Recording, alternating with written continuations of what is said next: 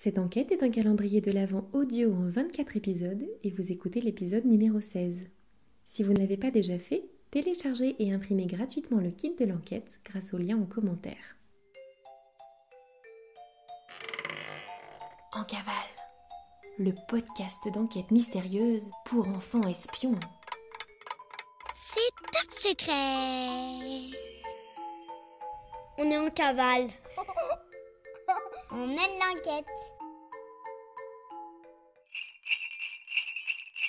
Les champions sportifs du Traîneau Club de Laponie sponsorisent ce podcast. Vous aimez la vitesse, les sensations fortes et vous avez une bonne vue? Inscrivez-vous vite au Traîneau Club de Laponie pour la saison des héros de l'hiver 2021.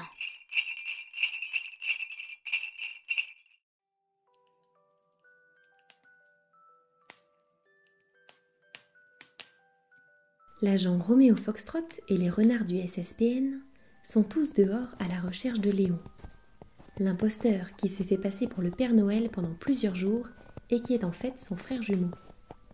Assise dans la cuisine, face à Madame Albertine, Astro écoute avec attention l'incroyable récit de leur enfance.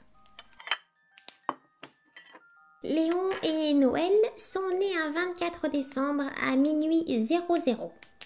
Enfin, Léon est arrivé à minuit pile. Pour Noël, ça a été un peu plus compliqué. Il a fallu attendre près d'1 heure pour qu'il pointe le bout de son nez et il n'était pas en très grande forme. Léon, lui, était joufflu et tout rose, un beau bébé. Alors, évidemment, les parents se sont beaucoup plus occupés de Noël, qui était tout fragile, plutôt que de Léon, qui était fort.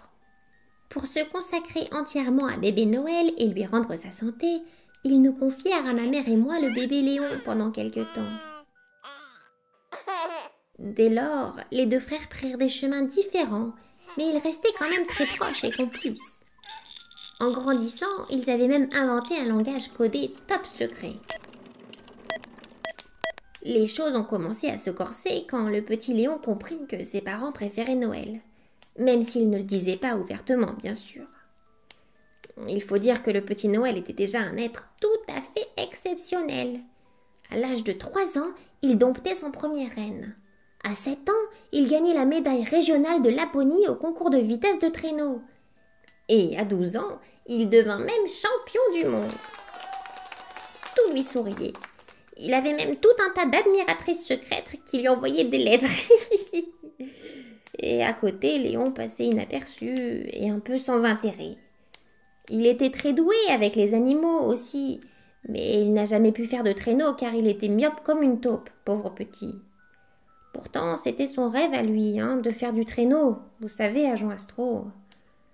Et comme c'était un gentil petit garçon, il partageait ses rêves avec son frère Noël. Ils étaient inséparables tous les deux. Seulement, c'est Noël qui a toujours tout réussi et qui a été sous le feu des projecteurs.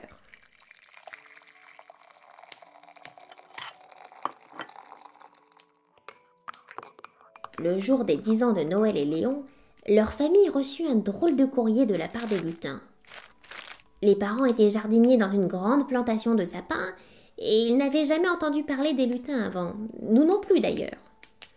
Le chef des lutins de l'époque, un certain Racel Hanout, avait reçu une prophétie qui annonçait la naissance 10 ans auparavant, dans la nuit du 24 décembre, de celui que les lutins attendaient pour réaliser les vœux les plus fous des humains. L'élu. Mais comment ont-ils su que l'élu était Noël et non pas Léon? Personne n'en savait rien.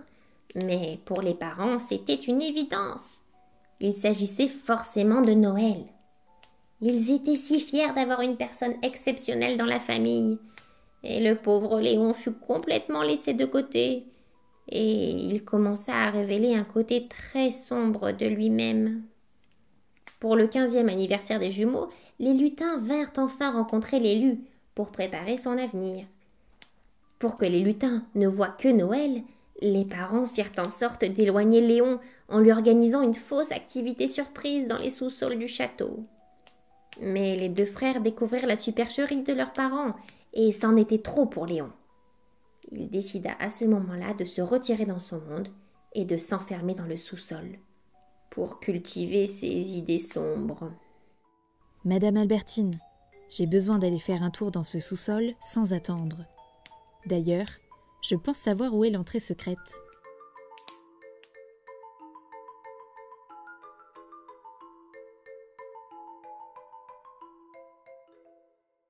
Tu as entendu ? Albertine a confirmé que Noël et Léon avaient inventé un langage codé. C'est le code que tu as découvert dans ton dossier d'enquête. Avec ce code, entraîne-toi à écrire des mots, à laisser des messages à tes parents et même à écrire ton prénom. As-tu toi aussi deviné où est l'entrée secrète du sous-sol ? Si oui, tu peux demander à tes parents de l'écrire en commentaire de ce podcast. À demain pour la suite de l'enquête.